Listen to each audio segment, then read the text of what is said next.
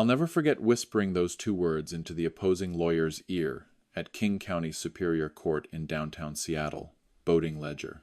Just like that, the blood drained from Elliot Kane's face across the courtroom, turning him ghost white under those harsh fluorescent lights. My entire $15 million fashion empire, 43 years of blood and thread, hung in the balance like a loose button on a Savile Row suit.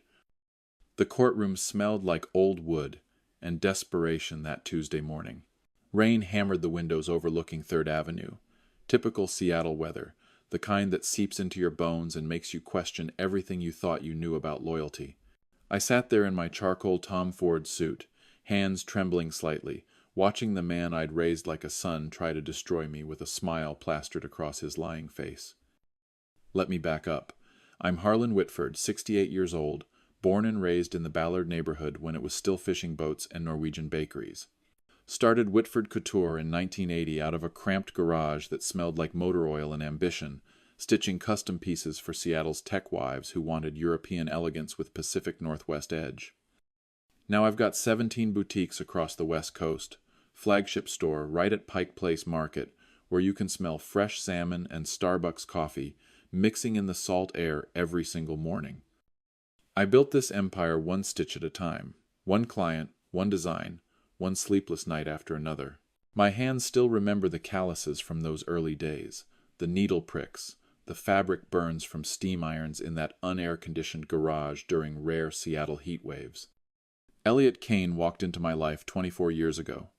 22 years old, fresh orphan after his parents died in that horrific Bainbridge Island ferry crash that made headlines for weeks.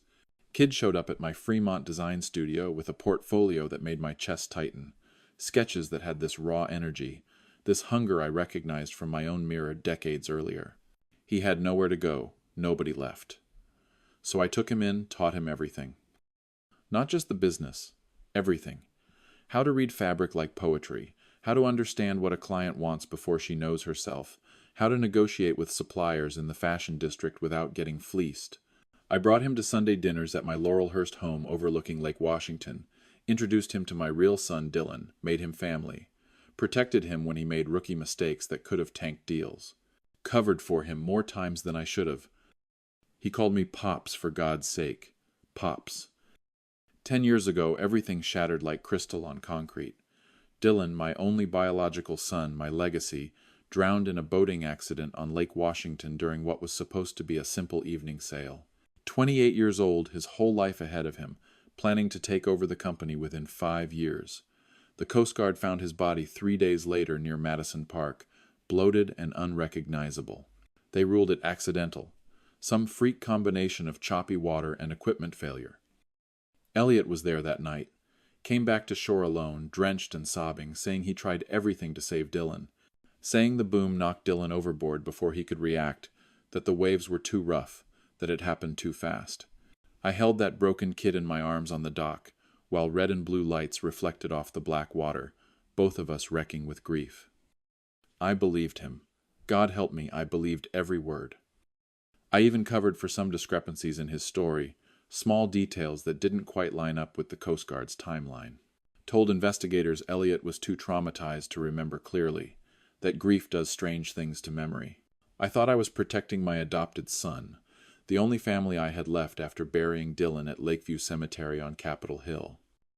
Elliot disappeared 6 months later. Just vanished, left a note saying he couldn't handle the memories, needed to start fresh somewhere far from water. I understood, or thought I did. Gave him a generous severance, kept his name on some company documents out of sentiment, figured he'd eventually heal and maybe come back. Radio silence for 10 years. A decade of wondering, of occasional Google searches that turned up nothing, of missing both my sons in different ways. Then, 3 months ago, Elliot Kane walked back into my life through the mahogany doors of my Pike Place flagship store, but this wasn't the broken kid I remembered. This was a predator in an expensive Italian suit, eyes cold as Puget Sound in January. He had a lawyer, a briefcase full of forged documents, and a story that made my stomach drop. He claimed I'd stolen his breakthrough designs, the Cascade collection that launched Whitford Couture into the luxury stratosphere back in 2018. Said I'd mentally abused him for years, bullied him from intern to partner while stealing his creative genius. Demanded $10 million in damages plus full control of the entire company. His lawyer had fabricated witness statements, doctored emails, even fake therapy records documenting years of workplace trauma. The lawsuit hit like a sledgehammer. Local media ate it up. Seattle Times ran headlines about fashion empire built on stolen dreams. My loyal clients started asking quiet questions. My board of directors scheduled emergency meetings with words like liability and reputation management floating around the conference room like smoke. But something felt wrong beyond the obvious betrayal. The way Elliot looked at me in that first court appearance, this mixture of triumph and something else, something darker, rage maybe, or guilt masquerading as righteousness. I hired the best defense attorney money could buy, Marcus Chen, shark of a lawyer who worked out of a corner office in Columbia Center with views stretching to the Olympic Mountains. Started digging into Elliot's decade-long absence, following paper trails and digital breadcrumbs. And slowly, horribly, impossibly, the truth started emerging from the depths like Dylan's body all those years ago. That's when I found the ledger. The ledger wasn't even hidden that well. That's what killed me most. Tucked in a filing cabinet in the back storage room of my Pike Place flagship, behind tax documents from 2014, sitting there like a ticking bomb for almost a decade. My assistant found it during a routine office reorganization, handed it to me like it was just another dusty record book. I opened it at my desk overlooking the market, tourists snapping photos of the bronze pig statue below, and my world tilted sideways. Column after column of withdrawals, transfers, carefully coded entries that spelled out one brutal truth. Elliot Kane had embezzled over $500,000 from our Rainier Valley Youth Fashion Fund, the charity program I'd started to give South Seattle kids the same shot I never had growing up. Money meant for scholarships, sewing machines, fabric supplies, money that was supposed to change lives, gone, funneled into offshore accounts with names I didn't recognize, dates spanning from 2013 to early 2015, right up until a few months before Dylan died. My hands shook holding that ledger. The Seattle rain drummed against the windows like it was trying to wash away what I was reading, but nothing could clean this betrayal. This wasn't a mistake or poor judgment. This was calculated theft from kids who already had nothing, wrapped in charitable smiles and quarterly reports I'd trusted without question. Let me take you back 15 years to understand how deep this knife cut. I first met Elliot Kane at a Garfield High School design showcase in the Central District. Spring evening, 2010, cherry blossoms blooming along the streets. That brief Seattle moment when the sun actually shows up and everything feels possible. This skinny kid with hungry eyes showed me sketches that made my breath catch, designs that blended street culture with high fashion in ways I'd never seen. His parents had died 6 months earlier in that Bainbridge ferry collision, leaving him with nothing but a small life insurance payout and a mountain of grief.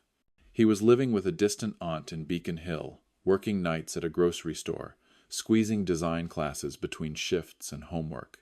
Something in his eyes reminded me of myself at that age, clawing my way up from nothing. I offered him an internship on the spot. Started him in my Ballard workshop the next week, teaching him everything my 40 years in fashion had earned. How to cut patterns that flatter instead of fight the body. How to source fabric from the fashion district without getting ripped off. How to read a client's lifestyle from the way they hold their purse. He absorbed it all like rain into thirsty earth. Within 3 years, he wasn't just an employee. He was family. I brought him to Dylan's football games at Husky Stadium, watched them bond over Seahawks trash talk and late-night burgers at Dick's Drive-In on Broadway. Promoted him to junior partner at 26, gave him profit sharing and a seat at the design table. Introduced him at Seattle Fashion Week shows, the Fremont Solstice Parade where we'd sponsor the weirdest floats, everywhere that mattered in this city's creative scene. Dylan loved him too. My son was studying architecture at University of Washington, dreaming of designing buildings that would redefine the Seattle skyline like the floating bridges redefined how we cross water. He saw Elliot as the older brother he never had, someone who understood creative vision and the pressure of legacy. They'd grab coffee at the original Starbucks in Pike Place before it turned into a tourist trap, sketch ideas on napkins, plan this future where Whitford Couture would expand into experiential retail spaces Dylan would design. God, we were naive. We were a family built on sand. The day I confronted Elliot about the embezzlement, Lake Union was choppy under gray skies. October 2015, the kind of Seattle afternoon where the wind cuts through your jacket and reminds you winter's coming whether you're ready or not. I'd asked him to meet me for a kayak outing, something we used to do to decompress from the business pressure. Neutral territory where conversations felt easier on the water. Dylan came along.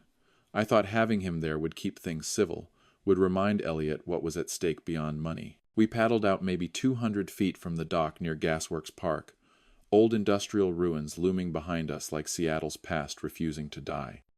I pulled the ledger photocopies from my dry bag, handed them across the water between our kayaks. "Explain this," I said. My voice was steady, but my heart hammered against my ribs like it was trying to escape. Elliot's face went through this progression I'll never forget. Confusion first, then recognition, then something cold and calculating that I'd never seen before. "You weren't supposed to find that," he said. Not denial, just statement of fact. $500,000 from kids who need it? I could hear my voice rising over the water, slapping against fiberglass. "From the scholarship fund? How could you?" Dylan paddled closer, his young face twisted with disbelief. "Elliot, man, what the hell?" That's when everything accelerated into nightmare. Elliot started making excuses, jumbled explanations about investment opportunities, and planning to pay it back, his voice getting louder and more desperate. Dylan kept pushing, asking questions, his architect's mind trying to logic through the illogical. The water got rougher. Our kayaks bumped together. Then Elliot's paddle swung wild. I still don't know if it was intentional or panic or rage. The flat blade caught Dylan square in the chest, knocked him sideways. His kayak flipped. He went under in the cold October water. I screamed Dylan's name, ditched my paddle, dove in. The water was maybe 55 degrees, shocking every nerve ending. I couldn't find him in the murky depths, couldn't see anything but disturbed sediment and my own thrashing panic. When I surfaced gasping, Elliot was already paddling back to shore, fast. Not helping, not diving in, just leaving us there in the middle of Lake Union like we were strangers drowning. It took the Coast Guard 40 minutes to arrive after I called from my waterlogged phone. They found Dylan's body 3 hours later, tangled in underwater debris near the old naval station. Official cause: accidental drowning, possible head trauma from capsizing. I covered it up. That's the sin I'll carry to my grave.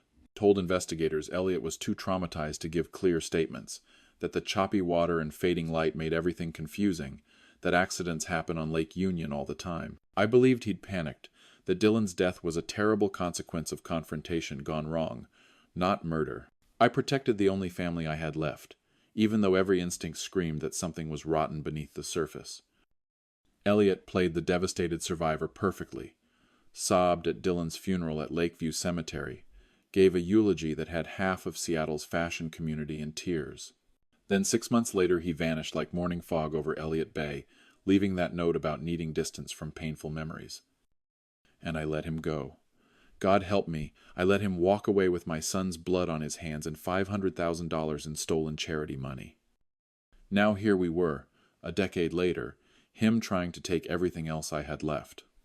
Marcus Chen, my defense attorney, operated out of Columbia Center's 42nd floor, with views that stretched from Mount Rainier to the Olympic Peninsula. Former prosecutor, ruthless in deposition, the kind of lawyer who could smell lies like fish at Pike Place. We met 3 times a week in his corner office, rain streaking the floor-to-ceiling windows while we built our counteroffensive. "He's got witnesses," Marcus said during one particularly brutal strategy session. Outside, the city sprawled below us, millions of lives intersecting and colliding like kayaks on rough water. 3 people willing to testify you mentally abused him, stole his designs, created a toxic work environment. The witnesses were straight out of central casting. First was Monica Reeves, claimed to be an old classmate from Seattle Art Institute who'd interned briefly at Whitford Couture in 2011. Testified in her deposition that she'd witnessed me screaming at Elliot in the Ballard workshop, calling him worthless, threatening to destroy his career if he didn't hand over his sketchbooks. Complete fabrication. I'd never met this woman in my life, but she had dates, details, even described the layout of my workshop with disturbing accuracy. Second witness was someone calling herself Aunt Patricia, supposedly Elliot's mother's sister from an Episcopal church in Maple Leaf. Spun this elaborate story about Elliot showing up to Sunday services with bruises on his arms, emotionally shattered, confiding that I was working him 80-hour weeks without proper credit or compensation. Said she'd documented everything in a journal she conveniently still had after all these years. Third was a former fabric supplier who claimed I'd bragged about taking Elliot's Cascade collection designs and passing them off as my own, laughing about how naive the kid was to trust me. All lies. Professional, coordinated, expensive lies. Marcus and I worked 16-hour days pulling apart their stories, finding inconsistencies, tracking down the real Monica Reeves who'd never stepped foot in Seattle. But the damage was done. The narrative had been planted. Fashion mogul exploits vulnerable orphan, tale as old as this city's timber baron history. Then came the twist that shattered what was left of my world. Marcus had ordered comprehensive background checks on everyone involved in the case, standard procedure for high-stakes litigation. He called me to his office on a Thursday morning, the kind of gray Seattle day where the clouds hang so low you can almost touch them. His face looked like he'd seen a ghost. "Harlan, sit down," he said. Not suggested. Ordered. He slid a DNA analysis across his mahogany desk. Medical records, ancestry databases, old blood donation archives from a bumbershoot music festival I'd attended 43 years ago when I was young and stupid and drunk on cheap beer and cheaper ambition. Elliot Kane was my son, my biological son. The room tilted. I gripped the edge of Marcus's desk hard enough to feel the wood grain bite into my palms. The numbers swam before my eyes. 99.9% probability. Paternal match confirmed. "His mother," Marcus said quietly. "Janet Kane. You knew her?" The name hit like a sledgehammer to my chest. Janet. Jesus Christ. Janet from that dive bar in Belltown, spring of 1983, one reckless night when I was 26, and building my business, and she was a waitress with dreams of her own. We'd spent exactly one night together, fueled by whiskey and loneliness and the kind of chemistry that burns hot and fast. I never saw her again. She never told me she was pregnant. I raised my own son without knowing it. Mentored him, loved him, treated him like family because he was family, blood family, and I'd been too blind to see it. And he'd killed Dylan, his own half-brother, my other son. The grief that crashed over me in that moment was indescribable. Every memory recontextualized, every moment poisoned. All those times I'd felt drawn to protect Elliot, instinct I'd chalked up to seeing myself in him, it was biology screaming truth I couldn't hear. Dylan and Elliot were brothers, and one had murdered the other over stolen money and confrontation on cold water. I left Marcus's office and drove straight to St. Mark's Cathedral on Capitol Hill, the massive Episcopal church where I used to take Dylan for Christmas services. Knelt in a pew that smelled like incense and old wood and centuries of prayers, and I wept. Not quiet tears, gut-wrenching sobs that echoed off the vaulted ceiling. Dylan used to sing in the youth choir here, his voice clear and strong during midnight mass, candles flickering around the altar. He'd had his whole future ahead of him. Architecture degree, plans to revolutionize Seattle's waterfront design, maybe a family of his own someday. Gone. Stolen by his own brother over money that could have been earned back, mistakes that could have been fixed. The rage came next, hot and cleansing. Elliot knew. He had to have known, or at least suspected. His mother must have told him something before she died in that ferry accident.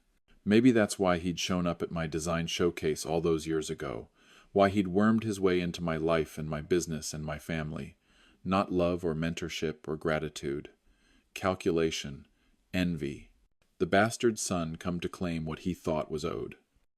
The second hearing fell on the same week as Seafair, Seattle's summer celebration when hydroplanes roar across Lake Washington and the Blue Angels scream overhead like angry gods. The timing felt prophetic. Fireworks and thunder, spectacle and reckoning, everything loud and unavoidable. I walked into King County Superior Court that Tuesday morning with Marcus at my side and a manila envelope that weighed more than it should. Inside was evidence that would either vindicate me or prove I'd covered up a murder for a decade. Both truths could coexist. Both were about to explode in that courtroom. Judge Patricia Moreno presided, a no-nonsense woman in her 50s who'd seen every flavor of Seattle's legal drama. The gallery was packed with journalists, fashion industry colleagues, and curiosity seekers who'd followed the case on local news. Elliot sat at the plaintiff's table in a navy suit that probably cost $3,000, his lawyer whispering strategies while cameras captured every angle. He looked confident, entitled, like victory was already his. Marcus started with our witnesses. First up was Helen Garrett, Dylan's former English teacher from Lakeside School, the prestigious prep school where Seattle's elite send their kids. She testified about Dylan's character, his integrity, how he'd confided in her about feeling torn between loyalty to his father and suspicions about Elliot's financial irregularities in the charity fund. Dylan showed me spreadsheets, Helen said, her voice steady but emotional. He was trying to understand the numbers before confronting anyone. He was methodical, careful. That was his architect's mind at work. Elliot's lawyer objected, called it hearsay, but the damage was visible. Jurors leaned forward, suddenly interested in a narrative beyond simple design theft. Next witness was a forensic accountant who dissected the charity fund records. She laid out Elliot's embezzlement in excruciating detail, tracing money through shell companies and offshore accounts, showing the systematic theft that had funded his lifestyle during those years of mentorship. $573,000 to be exact, every stolen penny accounted for. Then came the moment I'd been dreading and anticipating in equal measure. Marcus introduced Exhibit 47, Dylan's personal journal, recovered from a storage unit I'd rented after his death and couldn't bear to clean out. I'd only recently forced myself to go through his belongings, looking for anything that might help my case. What I found shattered me all over again. Dylan had been keeping a detailed log of his interactions with Elliot in the months before his death. Notes about suspicious withdrawals, confrontations about the charity fund, Elliot's increasingly erratic behavior. The entries were methodical, dated, specific. My architect's son building his case brick by brick. The final entry was from the morning of October 15th, 2015, the day he died. Dad wants to confront E about the money today, taking kayaks to Lake Union for privacy. I'm nervous, but E needs to come clean. This has to end. Either he returns the money and we move forward, or we go to the police. No more protecting him. The kids who lost that scholarship money deserve better. The courtroom went silent. You could hear the air conditioning humming, someone's phone vibrating on silent mode, the rustle of Marcus pulling out another document. But the real bombshell was the final page. A loose sheet tucked into the journal's back cover, written in Dylan's handwriting but clearly added posthumously by someone who'd found it in his kayak's dry compartment. Water-stained but legible. E pushed me, deliberately. After Dad showed him the ledger, I saw his face change. Not accident. Murder. Elliot shot to his feet. That's fabricated. That's not Dylan's handwriting. Marcus smiled, shark-like. We had 3 independent handwriting experts verify it. We also reopened the investigation with Seattle PD's cold case unit. Forensic analysis of Dylan's kayak, which was stored in evidence, shows impact patterns inconsistent with accidental capsizing. The angle of force suggests a deliberate shove from approximately 3 feet away. The courtroom erupted. Judge Moreno's gavel cracked like thunder. Elliot's lawyer looked like he'd swallowed glass, fumbling with papers, trying to mount some kind of defense against evidence that had materialized from a decade-old grave. I sat there watching the man who was my son, my blood, my greatest failure, crumble in real time, and I felt nothing but grief, layered on grief. Not satisfaction, not vindication. Just the crushing weight of everything we'd all lost because of greed and envy and secrets. Elliot turned to me across the courtroom aisle. Our eyes locked. For a moment I saw the scared 22-year-old orphan I'd taken in, before the hate and calculation took over. You gave Dylan everything, he said, voice breaking. The company, the respect, the love. I was just the project, the charity case you mentored to make yourself feel generous. The words hit different now, knowing he was my son too. Maybe I had favored Dylan. Maybe some unconscious part of me had sensed Elliot's resentment and pulled back, creating the very distance that bred his anger. Or maybe I'd loved them both the only way I knew how, imperfectly, and he'd chosen murder over honest confrontation. Seattle builds resilience, I said quietly. Not to him, really, to myself. To Dylan's memory, not envy. Rain washes things clean eventually, but you chose acid instead of water. The trial continued for 3 more days. Twists kept coming like Pacific storms rolling in off the ocean. Marcus uncovered that Elliot had paid off his fake witnesses, coaching them with details about my workshop layout stolen from old promotional videos. Another $12,000 traced to Monica Reeves's account 2 weeks before her deposition. Then investigators found more theft. $38,000 from the Fremont Arts Council fund we'd sponsored, money meant for public art installations. Elliot had been embezzling from multiple sources, not just the youth charity, a pattern of theft spanning years, hidden in the chaos of a growing business where I'd trusted too much and verified too little. The jury deliberated for 7 hours. I spent that time walking along the waterfront near Pike Place Market, watching ferries cross Elliott Bay toward Bainbridge Island, the same route Elliot's parents had taken 24 years ago. Everything in this city circles back on itself, water flowing in patterns we pretend we can control. When Marcus called with the verdict, I was standing near the spot where Elliot had first walked into my flagship store 3 months ago to destroy my life. Full circle indeed. Guilty on all counts. Fraud, embezzlement, voluntary manslaughter in Dylan's death.